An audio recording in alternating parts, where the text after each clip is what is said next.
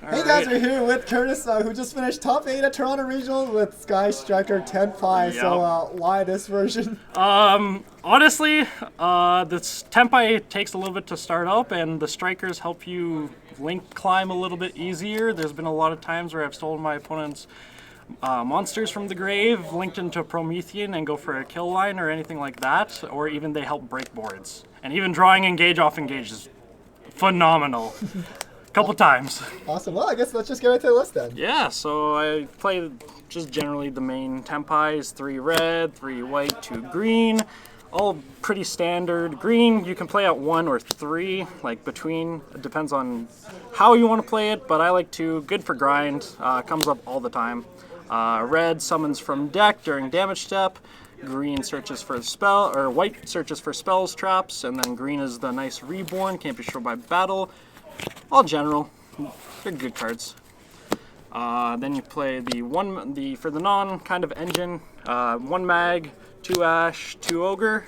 I only played 2s because the list was kind of getting a little bit too big, so I cut them down. I never needed to see hand traps to like break their boards, but it was always nice to see them. Ogre is probably one of the my favorite this format. It just comes up way too much.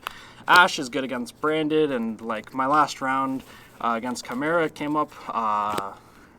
Just ashing that branded fusion is real nice, and the mag is engine and kills voiceless voice a lot of the time. So that's it for the monsters. Pretty standard. And then we get into the spells. You play the 1 terraforming, 3 field spell, 3 spells for the Sangan cards. Just get into your engine as quick as possible. Terraforming is also nice because it becomes a spell engrave for engage. Same with Kaimin.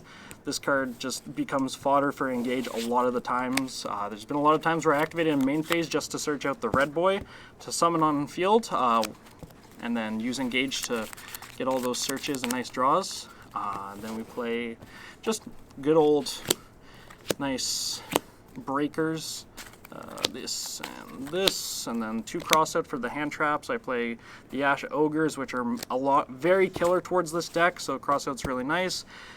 These 3 because they're amazing board breakers. Droplets because it comes up a lot where you can send spells to the grave when you activate engage to get your 3 spells in the grave before anything, and then resolve engage with 3 spells in grave and get a draw. It's really nice. 1 thrust searches a lot of cards in your deck, and 1 talents. It didn't really come up a whole lot, but it came up when I needed it to. I never looked at somebody's hand. It was mainly just to take their monsters. Taking a voiceless monster is quite nice when you can't target them. So those are good. And then into the spice, I guess. 3 engage. It's back at 3. Cards phenomenal.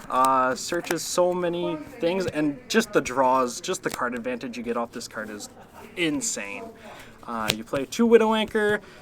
I cut down to 2 just because Voiceless was seeing a lot of play recently, so I didn't want to play a lot of targeting cards for the monsters, because if I didn't see like any board breaks like the Lightning Storm or Harpies or Droplets, it was really hard to use Widow Anchor in those matchups, but it comes up in like the Snake Eye and everything. Taking an Apo or taking a Promethean is really nice. I played 2 weird ones, Jamming Wave and Afterburner. Make that 3. These 3 nobody really plays. I thought it would be good today because multi-roll, there was 1 game where I literally just was playing pure Striker against one of my opponents, and I just set 4 Striker spells or like 3 Striker spells, and I survived until I saw Tenpai, which was really nice. Jamming Wave for a lot of back row decks. Seeing a lot of set cards is really scary sometimes. There's a good game where I looped this twice just to clear a lot of back row. Afterburner I never used today. It was probably the worst one of the bunch, but it comes up for like destroying Appaloosa or stuff like that. And then the 2 best one-ofs, the 1 Hornet Drones and the 1 Shark Cannon. Hornet Drones comes up just to summon your Kagari from deck. It's really nice. Get your loop it with engage, get your extra spell engrave. It's so good. Shark Cannon comes up in a lot of weird scenarios, especially against Snake Eye. You can take their Promethean Princess, reborn your own monster, and stuff like that.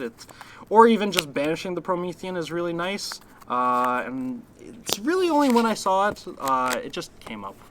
And then 3 traps, 2 imperm for the crossout, and it's a good hand trap. the one rivalry, because a lot of decks right now are playing a lot of kind of non-mono decks, so it's good against Voiceless, good against Snake Eye, good against all those kinds of decks. You can kind of trap a Tenpai player too if they go into like any of their links, so it can come up. I only saw it a couple times today. It always got cosmic. It kind of sucked. We'll do extra deck next. For extra deck, very generic, 2/7, 1 10, and then the good old boy Trident. 2/7 is really good for the grind game. I think it is mandatory to play these 4. I know Trident is always very iffy, but there's been so many games where this just gets me the win. Like, I know a lot of people say you can play this deck without it, but man, this card is just way too good. And then you play the 3 kind of, in my opinion, kind of the best 3/7s. Black Rose is really good for board clearing, especially when you have Field Spell and they can't stop it at all. They're just kind of locked into doing that. Odd Eyes Meteor Burst. Nice, get into a quick 7 if you know they have a lot of hand traps, then it turns your Kaiman basically invincible, and you can full combo into kill with this card on board. And the one Samurai Destroyer never came up, but in Voiceless Voice matchup, it's really good to like break their board, or even in the Yubel matchup, if you can get rid of that Nightmare Pain, negating the Yubel and getting over it's also really nice. And then for the Link monsters, for our Link ones, we played 1 Best Girl Kagari, good old add back engage, activate engage, get a draw. It's way too good. It's also a fire, which comes up with Promethean and Ambler. I'll talk about that in a moment. 1 Striker Dragon. This was a last minute pick. I was worried that I would have went normal summon a dragon effect, like especially if I go normal summon Pydra effect to search the imperm. It's good to get it off the board, so then I can use my striker spells, whether that's using a Widow Anchor to take, or even a Hornet Drones to summon, and then make it dark, take something from their grave, make Promethean, and go combo off from there. So generally good Link 1s. Link 2s, 1 dark, 1 Hita. I was originally just playing 1 Hita, but I had a feeling like I was going to go against a lot of dark decks, especially dueling most of my teammates and my friends. I ended up like needing a dark, and it would have won me the game, but since I didn't have it, obviously I couldn't win those games. So I put it in, came up so much. Literally Hornet Drones is just either of these. It's just way too good. So that's also good. 1 best board ender. Seals Pass is crazy. I know, it's okay. In my last matchup, I went Seals Pass with 3 sets. You couldn't break it. Too good. And summoning Drago from the side deck is also crazy. 1 SP, a little contradictory, but if they have a big enough board, SPing something and then changing everything to attack position, you're winning the game anyways. 1 Promethean comes up with the Ambler Whale into a little bit of a combo. You can summon back the Kagari, get a striker spell for next turn, and then if they destroy the Kagari, you get a free pop, and it's just I think it's just a good Link 4. It wasn't amazing, but it came up when it needed to. That's it for extra deck, and then the side deck, a little bit of 2 Bell.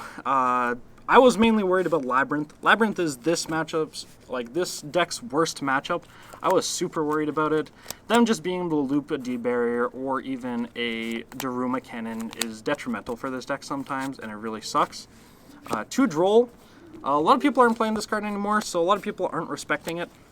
So I just thought, hey, I'll play it in my side deck. I'll side it in against those pesky like Snake Eyes and even Chimera decks, and this card just shut it down. It was way too good. 1 Santa Claus. This was like my 15th extra deck slot that I just threw in. I didn't want to see Fuecoco or the Leerlust guy get on board, so I just kind of sided this in against those matchups. I never put it in, honestly. It was just, didn't come up at all. And 1 of the best dragon, Drago. Summoning it off of Seals is really good in a lot of matchups. Voiceless Voice, Branded, all those guys. It's really rough for them to out this, especially if they've used their normal summon. One of my round, I think 7 opponents thought that the Big Ten said it had to attack into this. which that is not correct. So I had a Drago, and he was worried about that, so he just passed his turn, and it was an easy win from that. So I was like, that's cool. 3 Cosmic, good against Fire King, good against Runic, good against all those like backer decks. I never sided this in respecting Anti-Spell. Anti-Spell's a 1-of, and there's a lot of times I can play around it.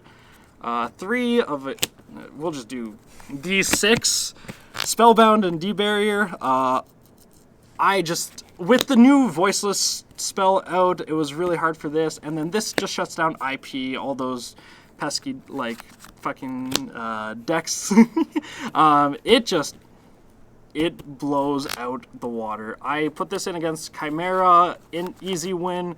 I put this in against Voiceless Voice, easy wins. Once you put this on board, they can't do anything to their board, and you break it, it's just over from that, and then the D-Barrier is the D-Barrier. Overall, I wasn't expecting to do this well with this deck. It was a 2 a.m. build with my good friend Abel Yalu. We were just like, we're just gonna throw in probably like the best engine overall, and just, you know, it performed phenomenally. I'm honestly proud of this deck. It's Amazing. really cool. Well, thank you so much for the deck profile. Any last shout-outs? Shout out to all my friends here, my brother for joining me, Adrian, Abel, Clayton, our nice judge Hugh. I never saw him today, and one of our friends, Danish, he's also a judge. They're all good people. They all help me get better at this game and each and every day, so I'm hoping that with Tenpai, once Nats comes around, it's going to be a good deck. Awesome. Thank you so much. Thank you.